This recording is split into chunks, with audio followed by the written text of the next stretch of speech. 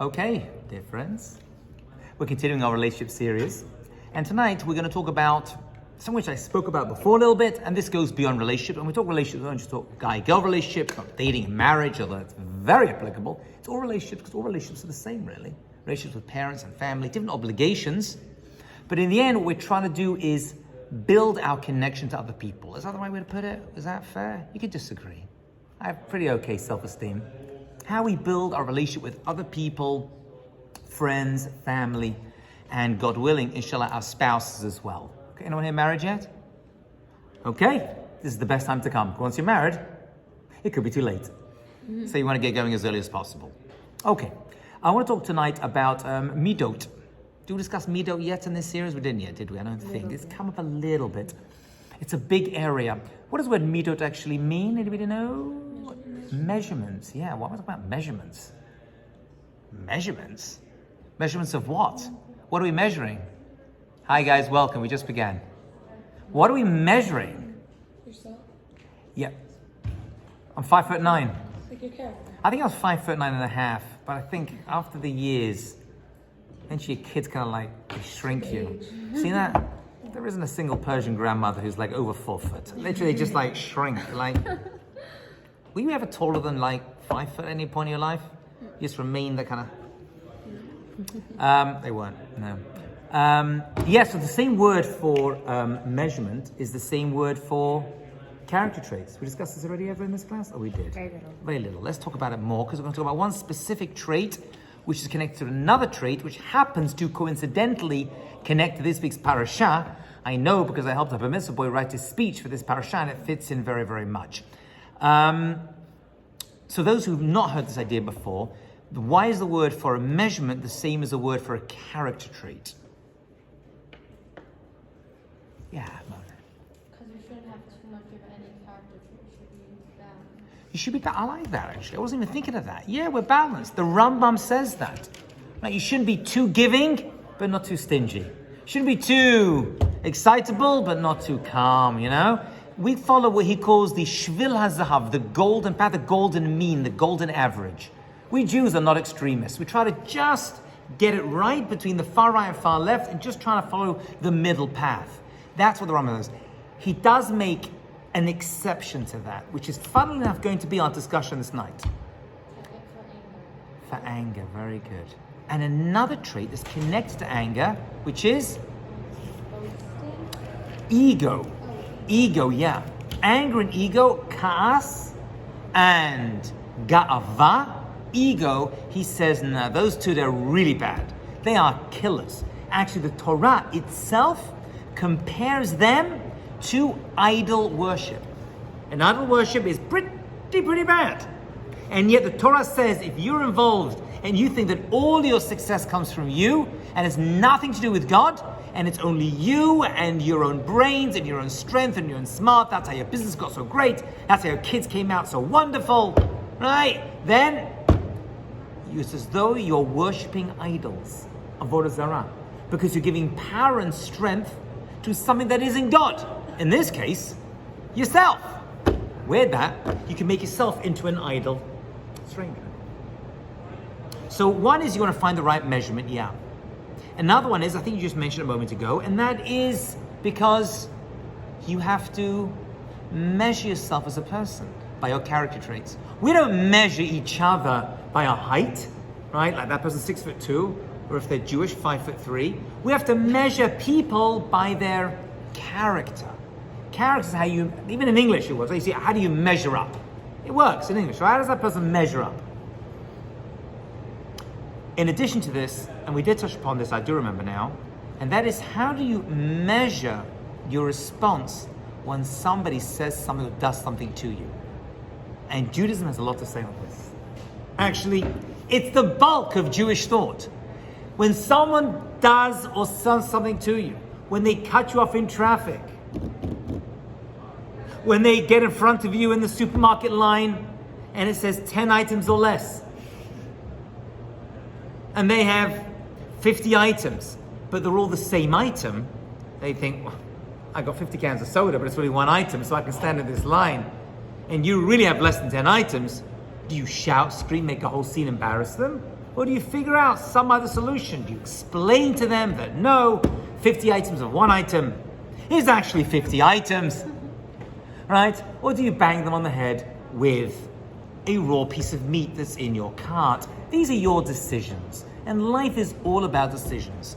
The verse actually that describes this, which Chazal tell us, is Hakol b'dei Shemayim, chutz miyir Shemayim. Everything is in the hands of heavens, except from the fear of heaven, which is a very important statement. Everything is in the hands of it. God decides everything ultimately, except your fear of heaven, how you react to what you receive or don't receive. That means the window of moral and ethical decisions is in our hands, and how we react to things. Yes. Okay, I don't know if I'm going to word this properly. I'm sorry if you don't understand it, let me know. So could the reason why you're not receiving something is because how you're reacting to not receiving it? The reason you're not receiving something is because... The reason, like, your reaction to not, like, let's say, for example, I'm like, I want to be wealthy, but then I'm, like, getting so upset that, like, God isn't making me wealthy, that I'm getting upset over it. Oh, yes. Look at that. Yeah. You get what... Oh, finally. Seat right next to me, Val. Don't think you can just sneak in and sit at the back. Sit on the I saved yours. Yes. Oh, you're not on the camera, don't worry. Oh, you want to say hi to the camera? You can say hi to the camera. Hi guys. Okay, she's gonna sit there. I'm not gonna see. That's not like you, Val. That's not like Can you. you go to the bathroom? Thank you so Okay, much. no problem. BRB. Yeah, God gives us, and with the Bible, people think, well, I want stuff, and if I don't get it, I'm being tested. And sometimes in life, you get stuff, and that's a bigger test. You know, the biggest test in the Torah is the man. The man is the food for fell for the Jewish people in the desert.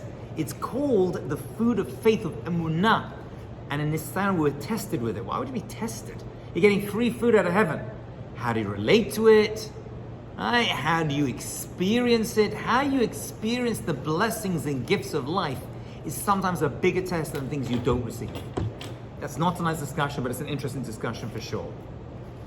Though it does overlap a little bit. So we've all been given unique talents and traits. Question is how we react and use them. I was actually this evening going to talk about one trait, but we can branch this out to anything because this is a smaller group, like 20 of us, whatever. So I'm happy to discuss some things. I want to talk about the one trait the Rambam speaks about, which you mentioned a moment ago, Ayelet, and that is anger. Anger seems to be one that we're all struggling with. Anybody here not dealing with anger issues? Right, so no one puts the hand up because we're all dealing with anger issues. It doesn't go away. It's always there. Do you know who was actually known as having a really bad temper? Moshe Rabbeinu. Moshe Rabbeinu. There's a midrash. Some people don't like this midrash. I don't know why. I find it very comforting that Paro wanted to know who he was dealing with when it came to Moshe Rabbeinu. So he sent people who had something called Chochmat HaPartzuf, wisdom of the face. There's actually a chapter in the Zohar that's dedicated. I haven't seen it in the Zohar, but I saw a book that brought this section out. And that is people who have wisdom, they read your face. Yeah? They can look at a person's face and know what they're like. My wife and daughters have this instinctively. My wife will be like, I don't like the way they look. I'm like, what's wrong? Pair of eyes, nose is, I don't know what it is. I don't trust this person. I'm like, stop it. She's always right. Chochmat HaPartzuf. But it's a learnable skill, supposedly. Certain features in a person's face, you can get to know them. Even genetically, they're saying the same thing nowadays as well. Right? Certain traits you can see in a person by the shape of their face. Anyway, so Pharaoh sends off these people to go and take a picture, a drawing of Paro. They come back, and they have these people analyze the face of Moshe Rabbeinu, and they're like, this cannot be the savior of the Jewish people. He's got major anger issues. He's like, they must have done the wrong drawing. They sent him back. He came back, the Midrash tells us, and they looked at the same thing. When Paro met Moshe Rabbeinu, the Midrash tells us, they actually spoke to him and said, how can you be the savior of the Jewish people? You've got major anger issues. And he's like, yeah, you know what? I do. That's not how he said it. But he said, I've had to work on it. And it's not been easy. Interestingly, as a side point, which I'll get to in a moment, Moshe Rabbeinu is described one way in the Torah. Did you know that? How's Moshe Rabbeinu described?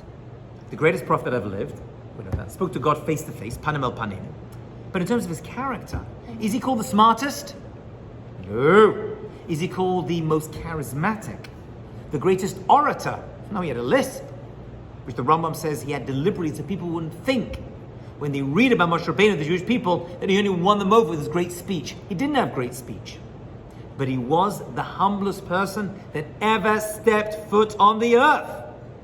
And by the way, when the Torah says that, the Torah means it. That means no one else, before, during, or after, ever had the same level of humility than Moshe Rabbeinu. Now, if you understand what humility is, because Moshe Rabbeinu was not walking around being like, oi, I'm a nothing. Oh, don't look, I'm such a loser. Moshe Rabbeinu never said that. Moshe Rabbeinu, on one hand, had to say, I'm the greatest prophet that ever lived. And on the other hand, had to write down, I'm the humblest person that ever lived as well. And the two were not contradiction. They weren't tatat asasra, as we say. They were not contradictory statements. That we have to understand. We'll get to that in a few moments. Are you with me so far? We're moving fast. So let's get to the opposite of ga'ava, ego, which is humility. And ego goes together with anger. Whenever people get angry, say Chazal, ego is involved in it. There's always a connection. Anytime you're getting angry with someone, somehow, deep inside, you got an ego problem. I'm sorry, you're talking to me. Do you know who I am? Do you have any idea? You go to the parking lot, and you give in your ticket, and then 5 minutes later someone else comes and they give in their ticket, and their car comes out first before you. What's the reaction? Hey, I was here first. Do you know who I am? That's how you treat. We're in the restaurant, and you order. And then some fancy person gets a better table with a better seat. And their food comes out first, although you ordered your first. Despite the fact that maybe your food took longer to cook. Or maybe they like that person more. Who knows? Maybe someone else left that food and didn't order it and they got it first. But it's not about that. It's about you and your reaction to it. Do you get angry? Are you going to let your ego get in the way? We're all dealing with ego stuff. Even little children can get our egos going. Like, don't talk to me that way. Our own children, who we love, who we want to be successful. So somehow ego and anger are connected. The Rambam says you got to stay far away from those two. Those two are killers. They remove a person from this world. They are the relationship destroyer. I can have couples sitting with me for counseling sessions, and they can bring up a lot of things about his mother-in-law, about not enough money, too much money, spending this. And I'm like, we can work it out. We have what to work with. But when I see there's anger or ego, we're in trouble. Because together with those are control issues. How do you control someone else? Well, anger is just another way of controlling another person. And we have other non-lethal ways of doing it, like guilt is also a controller. Right? Our parents are great at that. I mean, I know I am. It's okay, you go out, leave me here by myself.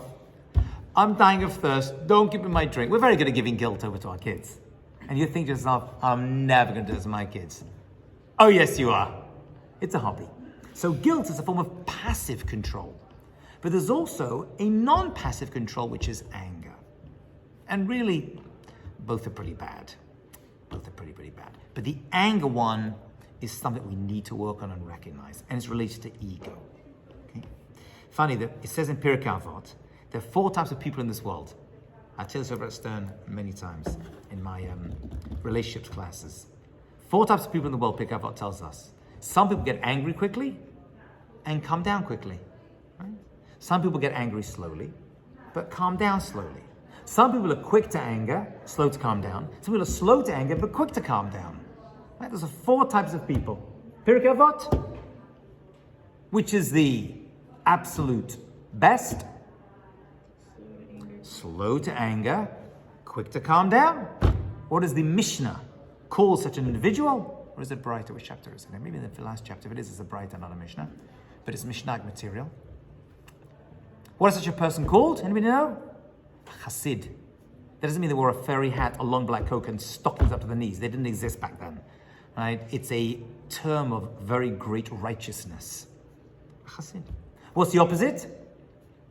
Person who is quick to anger, and it takes some time to get over it. You know those people. It takes them an hour, 5 days, couple of years, a few generations. I think your grandfather stole from my grandmother. We got to talk. They've been dead for 30 years. I know. I can't let... I think I'm kidding, right? Oh, people can take anger down generations, not knowing why they got angry in the first place. Such a person is a Rasha. Okay? These people. So we have the two opposites over there. Question is, what's the question on that Mishnah? Why is there no fifth type? And the obvious answer is, because we're all dealing with it. You can decide which lane you want to sit in, but we're all dealing with it stuff. You have a choice. It's your decision where you put it. And the Gemara, I'm going to come to a second. You had a question over here, please ask. So maybe this is the wrong word for it, but let's say someone is quick to anger for righteous things. Okay, we're going to get to that in a second. Hold on to that, because that relates to my next point. Because we're going to see that every single trait we have when it comes to dealing with other people always has a positive virtue. It must do. God doesn't just give us bad traits and good luck with that. Yeah, I know. You're dealing with lust issues, right? Good luck with that. It's always going to be a positive way you can channel your negative traits. There has to be. I mean, there's no doubt about it. Some people are loaded more towards stuff. Some people are just naturally angry people. Maybe they were born that way. Maybe it's natural. Maybe they were formed that way from their parenting or schooling or whatever. That's nurture, nature, whichever one is irrelevant. They're stuck with it. They've got to get rid of it. There's always a positive and negative element that goes into it. There is some positive with anger, but it's very small. Very, very small. I'm going to get to it in a second. Let me just tell you one other idea, and we're going to take that and skip into this. And it goes like that. You know what? I always think, by the way, when I talk on this topic, I always lose my temper the next day. So if you see me around town tomorrow, don't talk to me, stay away. All right? Always happens. You've been warned. Anyway, so the Gemara calls anger the inner teacher. The inner teacher. What a strange expression. What does that mean, the inner teacher? It's not rhetorical. I'll take an answer. You can learn a lot about your anger or how you react to it. You can learn all about yourself. What gets you angry? What gets you angry is going to tell you what's important to you. If you get angry over the football's important to you more than your relationship with that individual. If you get angry because you burnt some food, you're saying this food is more important. Well, that's a little bit different because usually the food is to bring the other person pleasure. So we'll leave that one aside a little bit. There's more to it than that. But whatever you get angry about is going to teach you what you're about. That takes us into what you were saying a moment ago, and that is that there must be some positive. It is small. Interestingly, God is called angry at times. There are moments when HaKadosh Baruch himself gets angry, and God has all goodness. So there must be some good anger. And I want to change it, and it says that Talmid Chacham is not a Talmid Chacham unless they have anger inside them. Anger is a good trait. How can that be? What exactly is the anger we're talking about? And that is the anger. This is awkward, right? Take a photograph of it. It's okay, you've got to take it. It's good, you've got to do it. It's okay, we're not going to post this anywhere except J-swipe, J-date. So the anger is going to teach you what is important and where you hold your priorities in life. That's what this meeting is going to do, yeah. So why does the Rambam say you should have none of it? He doesn't say you should have none of it. He says that you've got to swing the pendulum, or actually, I think of it as a tree is the mashal that's used, the other way, but you, a little bit, just there, you've got to HaKadosh Baruch Hu, a Talmid Chacham has to have it because they have to defend, they're not going to aim for themselves, their own honor, for the honor of Torah, of the Jewish people. Don't talk about my people that way. Don't talk about Torah that way. That's not the way we act. Yeah, so showing that they value that. They're showing very, very nice. Beautifully said. They're showing they value that thing. I mean, when your kid walks into the street, chas v'chalila, and not you, a person child, right, a 2-year-old, you say, don't go in the street. And they walk into the street, and Baruch Hashem, there's no car. You don't think, naughty, don't do that. A car can't make you into road pizza. You don't say that, do you? Right? You're like, no. You get angry because you're showing the importance of safety. So there is, as an educational tool, as a tool of displaying the importance of that thing. So Kadosh Baruch Hu has certain times in the day where Hashem gets angry. The Gemara Bracha speaks about it. It's a very famous Gemara. And God gets angry. That means there is a certain trait of anger that's there. It's small. It's there to teach, to inform, to educate. So we can use anger, we should use anger to educate our kids? At times, yes. Things that I receive from my teachers, things that threaten their life. Things that are life-threatening, for sure. Right? They're playing with matches in the house, or a flamethrower, right? You've got to show anger. I did hear, though, that it's pure exterior. Inside you're calm. And that's not me. But I'll tell you what they say, right? Inside you're calm. There's a famous story of a certain Rosh Hashiva. I can't remember who it is, but I've seen such people in my life who someone does something to them and they'll approach them 2 weeks later, be like, you got me very upset 2 weeks ago. So why didn't you tell me 2 weeks ago? He's like, because then I was burning with anger. Now I can just describe to you what happened and I can move on. It's pure exterior. And they'll show the anger 2 weeks later because now the inside's been uprooted. Because eventually it just goes away. Having said that, the Rambam says elsewhere in Hilchot Dayot that if a person upsets you, you are obligated to speak to them and tell them. You must tell them. Why'd you do that? Never in public. Can't embarrass the person. But why'd you say that to me? Don't talk to me that way. How dare you say that? That is an appropriate, acceptable, and a mitzvah actually.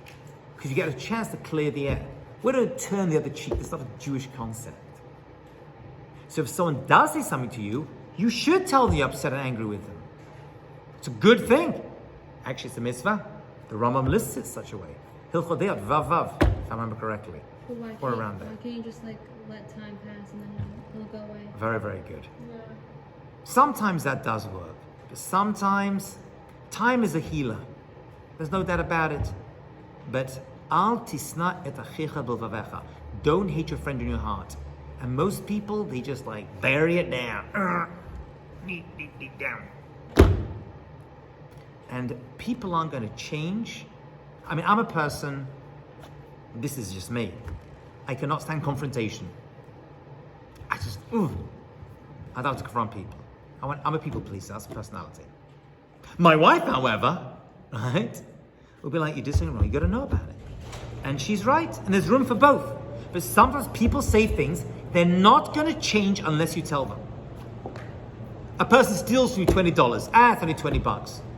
But you better speak to them because they can steal 20 from someone else. And you're partly the cause of that because you could have stopped that problem had you acted when they stole from you. So you can overlook stuff, but someone else is going to get affected by their bad behavior. You're responsible. Kol Yisrael Rev and Zeh b'zeh. We're all responsible for each other. So you may be able to overcome it, but hey, maybe they're not. So you better say something. How you say it, when you say it, that's a good question. But you can't just let everything go by. We're not made that way. I'm going to say this, I'm going to listen very carefully. We humans, and the older I get, the more I understand this statement, which I've been saying for 20 years. Humans are not rational beings. They are emotional beings. Even the smartest people, and I've met some very smart people, great doctors, PhDs, businessmen and women. Actually, some of them can be complete idiots, but we'll leave that aside, right? Complete schmageggies. Having said that, we are emotional beings. We don't overlook these things. We hold these things inside us. The Torah tells us to be careful of that because they lead to other things, such as lotikam v'lotitor, says the Torah in Vayikra. Don't take revenge. Don't bear a grudge. You take revenge against a person that wronged you. You bear a grudge, which is a revenge held inside your heart against someone else who wronged you. All these things are connected. And they're all found in Parsha Kedoshim, interesting enough, which is the Parsha that tells you how to be holy. Can't be coincidence, right? talks about Shabbat, and then Midot, and there's love of the people like you love yourself. So it's all got to be connected. And it can't be coincidence as well. And we'll stop for questions in a moment, but I'm on a rant, so stick with me. That all the stories in the Torah revolve around anger, think about it, ego, and people trying to control other people. Whether it's Sodom and Gomorrah, whether it's the Tower of Babel, whether it's the Mabul, all the stories at the top, before the mitzvah didn't even turn up, there's no mitzvah yet. Maybe one or two turn up here or there. But they're all stories about Avot and Ima'ot, about our forefathers and foremothers. And you're like, why don't you know the story? Just start the Torah from the first mitzvah and then make a Jewish calendar, Pesach, we were slaves, we were taken out. And because all these stories beforehand are the preparation you need in order to get you forward. Why doesn't the Torah just say, don't get angry? And list off all the... Does that affect? That's a real question, by the way. Why doesn't the Torah just list it? It says don't take revenge or bear a grudge. Just say, don't get angry. Work on your character. Why does the Torah just say, work on your character to become a better person? It's got to tell stories and give little hints here and there. Related mitzvah, but not direct. There are different ways you can get angry or hold grudges. It's not like one answer fits all. Okay, that's true. It's different for everyone. It's different for everyone. I like that. I like that a lot. You know what one of the rabbis tells us? Anyone here seen a cookbook before? Every cookbook starts the same way, doesn't it? Right. Turn your oven to 350. Take the fish or the meat or the choresh, whatever you're cooking. Put it in there for 45 minutes. Dice the animal, all this kind of, right? Have you ever seen a cookbook in your entire life that says, stage 1, buy an oven? They always assume you have an oven. Turn your oven up. Who says? Why does it say buy an oven? Now take your meat, take your onions, take your spices, take your potatoes, take your chicken. Why not? It's obvious. You don't have an oven, you can't cook. That's what Chazal say. If you don't realize that we're here to work on ourselves, on better people and our relationships, it's obvious. I feel like in certain situations it's not obvious. Like, for example, like if you have a kid who's misbehaving, or like they I don't know, did anything, it's not obvious that you shouldn't get angry out of anything. I think people think I should be getting angry. So maybe I should say, don't get angry. Unless there's a story in the Torah that demonstrates that you shouldn't get angry with a kid who misbehaves. Like a story of Abraham and Ishmael and Sarah dealing with him, or a story with Yitzchak and Esav, how he dealt with him. So you're right, but it's not listed as a mitzvah. It gives you a story and says, now let's see how our forefathers and foremothers dealt with this, and how are you going to deal with this? It's such a good question. Your question's better than I answer, by the way, which happens sometimes.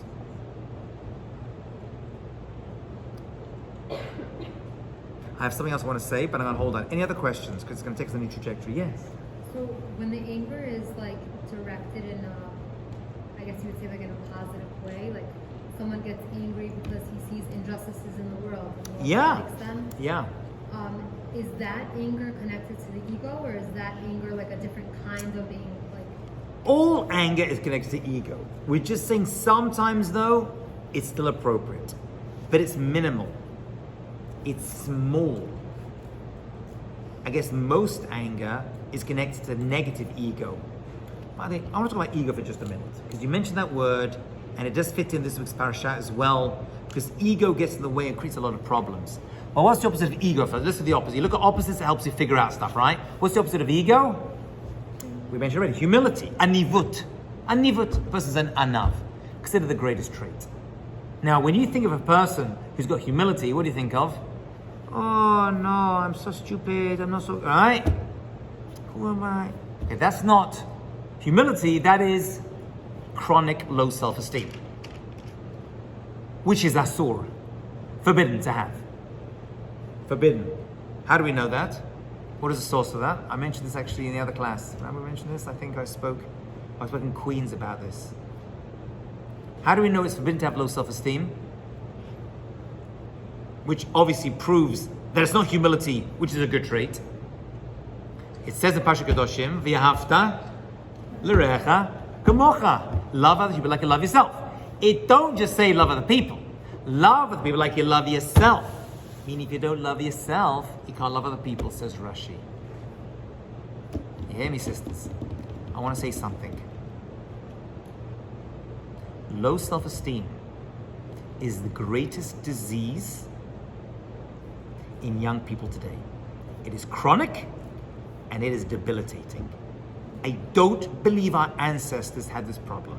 When I say ancestors, I'm talking about grandparents or great-grandparents. Well, let's think about it for a second.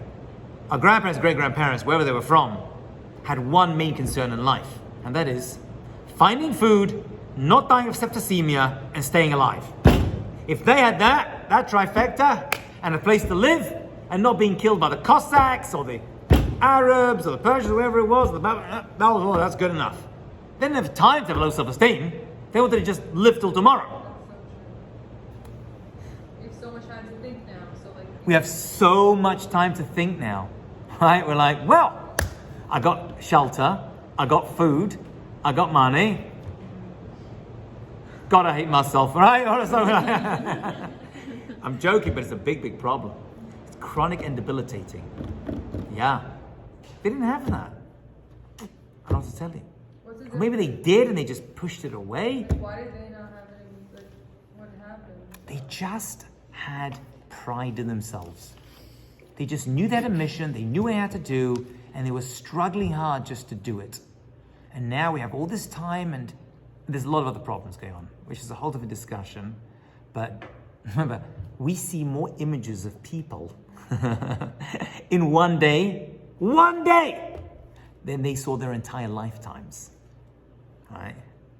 They saw more, and everything we see is, I have a lot to say on this as well, but airbrushed and beautiful and perfect. And no one's beautiful and perfect. We're not airbrushed. And by the way, who wants to look good all the time? Who wants to do that? That's horrible. You really want to look good all the time? You know what I'm saying? It's terrible. Okay, you want to be photographed looking good, I see, right? But you don't want that. They didn't have that. They just didn't have this disease of compare, because compare leads to despair. And they knew they had a reason to live. They knew they had a function and a mission. And not just Jews, but the whole world. Right? People said, we're here for a purpose. We're here to achieve something. And we have unique capabilities, right, that we bring to the world. You've probably seen your own grandparents. They just know who they are. Right? They have other problems and faults. Drive us crazy. But they just kind of like, but why can't you just do that? But why not? They don't even get it. Have you had that experience? Have you ever had that conversation with an old person? But why can't you? I'm like, I don't know. Well, just do it. It's like those Holocaust survivors. They just came here, lost their families and friends and siblings and parents, came with nothing, and they just completely rebuilt within a few years, like multimillionaires, biggest fella. Like, how did they do that? I lose my keys, I want to shoot myself. How do they do? And I've led trips to Auschwitz, led 5 trips to Auschwitz, 3 of them with Holocaust survivors. You're like, wow, these people are epic. How do they do that? It comes with other problems and challenges, but yeah. Did I answer your question? If ego is related to Yeah. positive. Yeah. So ego is opposite of humility. Humility is not low self-esteem. Humility is, I'm great. I'm the greatest doctor, the greatest parent, the greatest prophet that ever lived, like Moshe Rabbeinu, and you can still be humble and say, there's room for improvement. There's room for improvement. And you know what? It's a great gift from God. It's a great gift from God, and I've got what to learn. The greatest, but there's room for, but I feel good about it. You know what? Someone says you gave a great class. Well, you shouldn't say, oh, stop. I'm like, you know what? I did. Thank you very much. I agree. Nothing wrong with that. It's good. Today, 2021, better to move towards a little bit more ego, because this low self-esteem thing is killing us. Killing relationships. people acting out, trying to fill that void of low self-esteem with other stuff, foods, objects, images, bad relationships. Yeah. Wait, can you explain like what might be low self-esteem that we wouldn't think is low self-esteem in like our day and age? Wow. That's a good question. There's a lot going through my head right now. What's an example of low self-esteem? Definitely when it comes to looks, people don't realize how beautiful they are. I have so much to say on this, my God. This thin disease, right? Which a lot comes from, it used to be that, excuse me for saying this, and in many cultures to this day, larger people are seen as more beautiful, especially in countries where there's a lack of food. It's a sign of wealth. You look back at the old artists and paintings, like the Rubens paintings, and you look inside the gallery and there's like large images of men and women, all right? They weren't making fun of them. They're like, oh, this is beauty. And we now live in the richest country of the world, like, oh, you have no food, that's beauty. This is what it's come to. Leaving aside the health side, okay? Obviously health is part of that. The two aren't always correlated one with the other. But in terms of our brains, right? You see there are some people who are just smart. They're just smart people. They just know math and the entire school system is set up. The Western school system, I should say. The West is there to, unfortunately, compare each other with grades and a level playing field when it's not that way at all. And there's people who have other great traits. I teach college, and I have done for the past 20 years. Not everyone's meant to go to college. I come from a country, when I grew up, only 10% of every graduating year went to college. Here in America, it's a business, everyone's got to go, and it's good because it pays my salary. But it's a big problem. Not everyone's meant to go to university. Maybe we're just meant to get, jobs. I have some of my friends who, went to plumbing school while I went to a top university, right? And I was like, in my mind, I used to be like, oh my God, I went to plumbing school. Dude, they're killing it. They're driving better cars than I am, I'll tell you that right now. What's up with that? Right? So that's part of it as well. I have a lot more to say on that as well. So much more. But this compare thing, I would say, and my wife and I, we try to do this. It's not easy to limit the amount of access that kids, especially children who are in their formative age, have access to images. It's tough now. It's so tough. But the amount of images they see, the amount of values they pick up, magazines we allow in the home, the television programs we allow in the home, you've got to put some kind of boundary on that. It's not easy nowadays, Even with me in my home, we have the internet, kids use it, we monitor, we're very careful, but even so, very, very, very tough, And there's a fine line between sheltered and closed off. I get it. I really, really get it. But at least be aware that this is happening. At least be aware of it. When I was a kid, we used to have to wear school uniform when I grew up. I went to yeshiva in Britain, in England, London. Black pants, maroon blazer, maroon tie. Had to have a tie. We wore it backwards. So the thin strip was out and the fat strip was... If you had a fat side out, oh, you were dead. I don't want to talk about what happened to you as well. Oh, forget that. That was not cool. Do you know what I'm talking about? They had to reverse it. So you had the thing it's cool, right?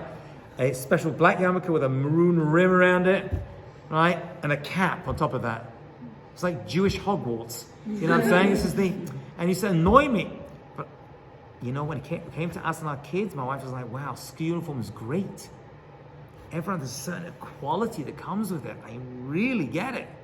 It's frustrating because so you find some way to identify yourself, And schools about different, crazy bright socks, which I still wear to this day, right? Or your shoes, you find some way, because everyone wants to individualize themselves. So it's a fine line between them both. But at least be aware of it, where there's a conversation to be had. The key to life, and this is the key to having kids. Well, by the way, how do you give your kids good self-esteem? This is the $1 million question everyone's going to figure out. And you're ahead of the game because none of you have kids yet, I assume.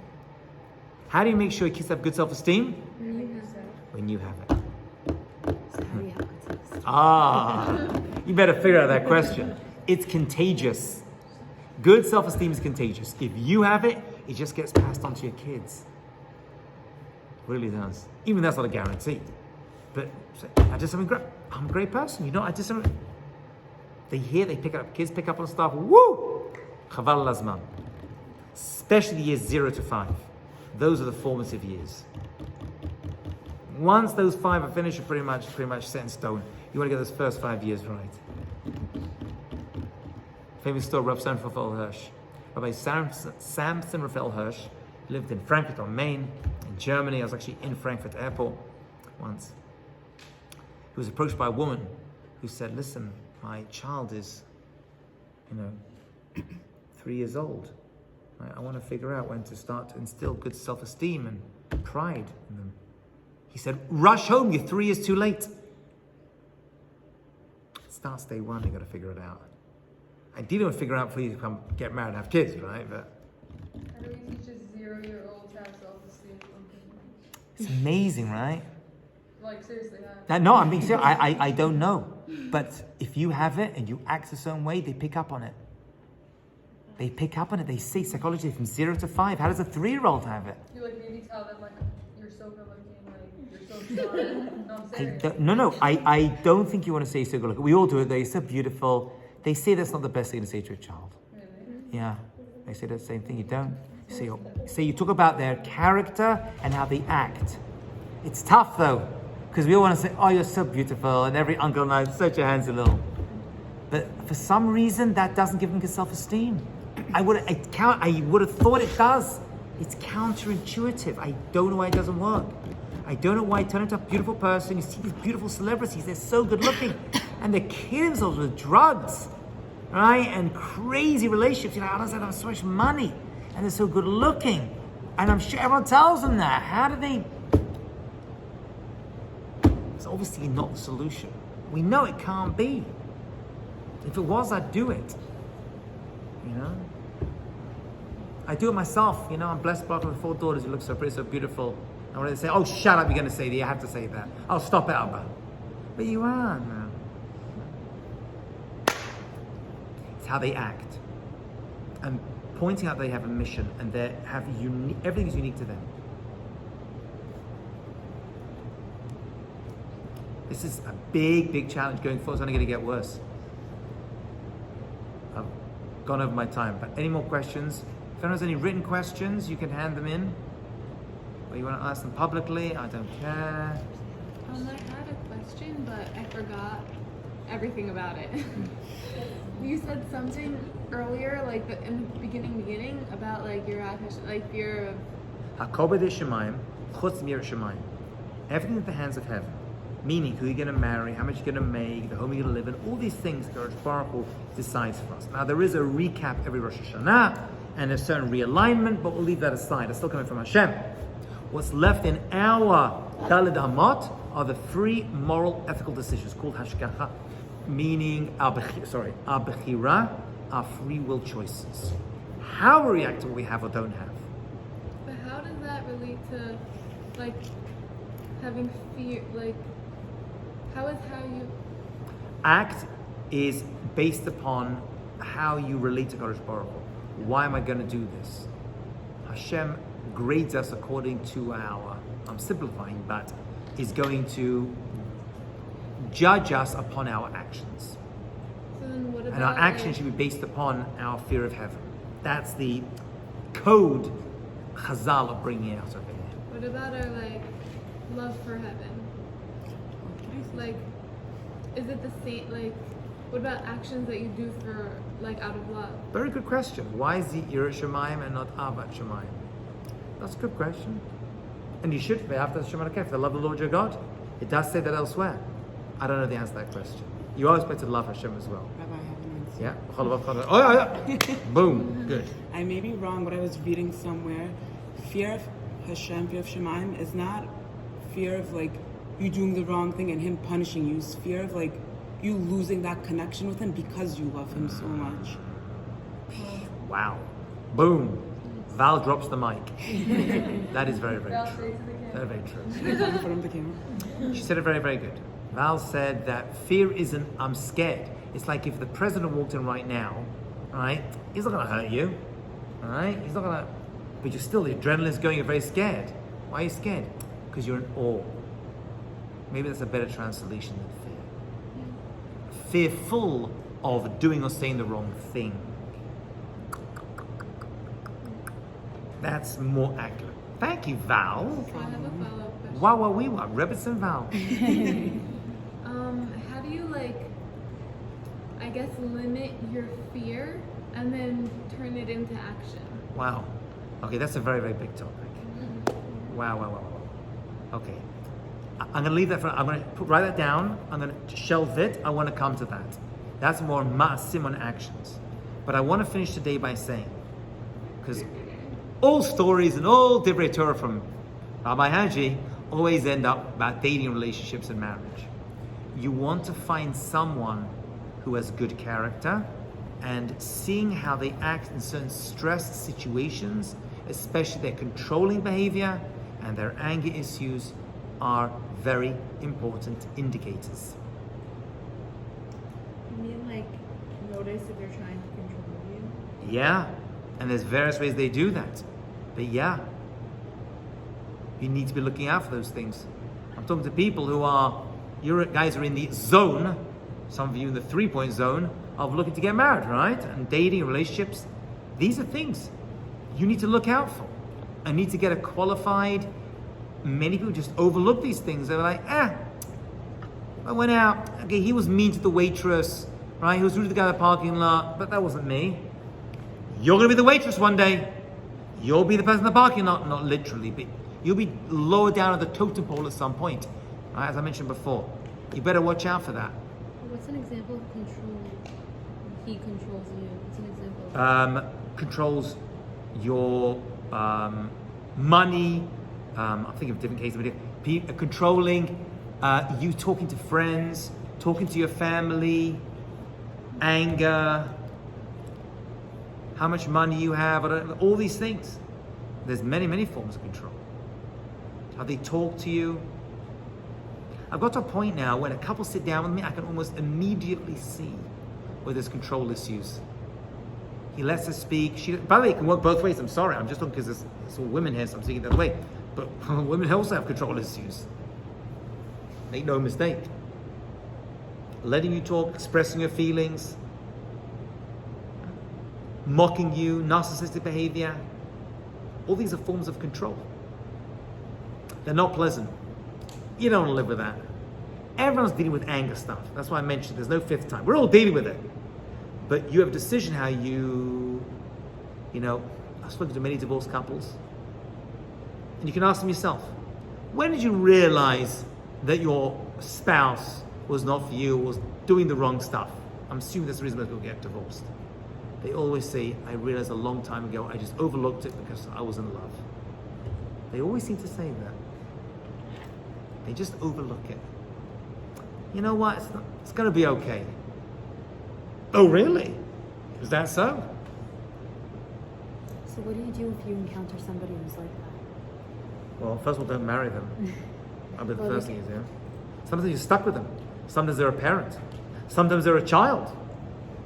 You gotta learn to deal and cope with them. Yeah, what if you just have a narcissistic person who's not your spouse in your life? Yeah.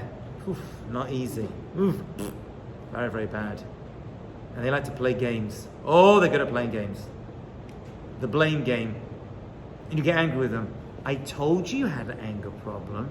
It's not me, it's you. Oh, very, very hard. There are ways to control them, and you're not controlling them. There are ways to deal with them in your life. It's another discussion. I have a whole video just on that, but I'll bring it out to another class in the future. Had you had a moment ago? That happens a lot. When you reach my age, it happens all the time. Okay. Yeah. Can you say that anger can come from a lack of faith? Can anger come from a lack of faith? Can anger come from a lack of faith? I guess you could say that. I mean, anger can come from anything. from frustration, from abuse, from control. Meaning it's Lack not just of- your ego that's making you angry. Ah, you're saying not that at all, and just your lack of faith. I guess possibly. Not realize there's repercussions. Having faith in that individual. Like faith in God. That's what you mean, faith in God, yeah. Could be. Does this make sense? Somebody once told me anger is kind of like a form of idol worship, because when you get angry, you're saying, "Oh, I don't believe it's in Hashem's control. I believe it's in like God." The Gemara says that. The Gemara says anger is equal to idol worship. We started with that, yeah. Anger and idol worship are connected, because when someone does something to you, rather than saying, Hashem wanted this to happen to me and I'm going to deal with them, I'm not going to be angry with them. You have to deal with them, remember. Hashem put them in your path for you to deal with them as well. If someone does They have to learn from that experience. If someone does something to you, is that their free will or that's Hashem Very, very making them good. do It's that? a bit of both. You're going to have to say that. It doesn't make sense of it. You got to say, Hashem decreed it needs to happen to you, so you need to work on yourself. But why would they use as the hammer to make it happen? Then they were the ones who stepped out, like the Mitzrayim, the Egyptians. Hashem told Avraham Avinu, your descendants are going to be slaves to a foreign people in a foreign land. He didn't say the Mitzrayim. Why not? Because it didn't have to be them. They stepped up and they took on that role. Yeah, they're the ones who stepped up and said, "Oh, we'll do it." But Hashem knew. But Hashem knew it was going to happen. Who does it? Who's zocher not to do it? But it works. There's a flip side as well. Who's zocher to make good things happen? Right? Avera gura avera, but mitzvah gura mitzvah. So you want to be the one who's being chosen to allow good things. Sometimes you'll go somewhere, you're able to do something good for someone. That's not a coincidence. You're in the right place at the right time, and are you going to do it or not? It works both ways, right? It's got to work both ways. It doesn't work just one way, right? So does that mean that God has a plan for everything? Yes, that's exactly what we're saying. 1,000%. Whether you want to, that's exactly combination mind. Yes. And Hashem has a plan for everyone. Everyone has a unique plan, just as no two faces are the same, no two fingerprints are the same, no two missions are the same. Figuring out what your mission is, that's a whole different story. Yeah. Good question. Isn't it also like not necessarily like God said that they're going to be in Egypt for I think like 400 years. 400 years. Went down to 210. Right. So doesn't that mean that like even though God like is revealing what could be in the future, that's not like the idea like self-fulfilling prophecy that like yeah. It could be that a judge says you're going to be in prison 50 years and then you get let out a little bit early, but the original decision was 50. But because of extenuating circumstances, in this case, the extenuating circumstance of the Jewish people of Mitzrayim was, if they didn't leave right then, they would never have left. Right? They were about to completely assimilate. Right. So Hashem, among other reasons, had to reduce the sentence because they were completely not going to go. It had to happen at that moment. The Haggadah tells us that. Isn't it possible that they like could have possibly decided not to have gone down in the first place? Like if Yaakov and his family decided to go down. Yeah, but it goes back to Avraham Avinu, really. That's the root of it. Why the Jewish people were made Avadim Mitzrayim, there are three main reasons. They're not for now. I have a talk on that as well, but yeah. But they had to go through that experience. They had to go through the Kor HaBarzel, the iron crucible, the Torah calls it, in order to purify them, to allow them to receive the Torah. They had to start as slaves. They had to. It had to be that way. They had to go through that experience in order to be Makabel the Torah. And not everyone got out for that reason. Yes. So is it possible also like in any situation that like just Mitzrayim, that if let's say a person were to just like really pray about something that they wanted and had like extreme emunah, that Hashem's like, okay, like I'll reduce your sentence. Not necessarily like a sentence, but like. So that's the question. When you pray, are you changing God's mind, right? Or are you really changing yourself and opening up other? Because this is the big discussion of God's yediyah knowledge versus our bechira free will. So the Rambam calls that an impossible thing to us to understand. Yet they both stand together. They both stand together. Having said that, prayer isn't about requests. Prayer is about really changing yourself. That's why lehit palel means to judge myself. Lehit, it's reflexive. I'm not changing God, I'm changing me. And now I'm a different person. Yeah, you're changing your relationship with God, so then you deserve a different. Yeah, you can say it that way if you want to. Yeah. You're changing yourself as a person. Person A gets this, person B does something different, and they get something different. Maybe you don't change it. Depends on the individual, yeah. So how can we say to ask? Oh, you still have to ask. Okay. Right? The act of asking itself is the sign of humility, right? And you don't ask, you don't always get. Hashem wants us to ask. It builds, not just to get the thing, because Hashem can say no, but the tefillah, the prayer itself, builds a connection. When the child asks the parent, even the parent says no, which is a great thing for a parent to say, they're still building a relationship. They're showing their dependency on their parent. Yes, it's more just to understand that it's coming from Hashem more than just saying. As among other things. Okay. Yeah. Having said that, when I pray, I got a shopping list of stuff I'm like, Me too. That's okay. You should. The Gemara says you have a backache. You should say, oh, Hashem, take my backache. You should ask for that. No problem. Hashem gives us these things for us to ask. He gives us lack of things.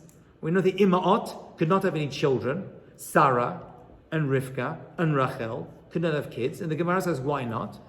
Because Hashem likes to hear the tefillot of holy, righteous women. He wants them to pray for it. Or Hashem likes to hear women sobbing for a shidduch. Hashem is that can't be the answer.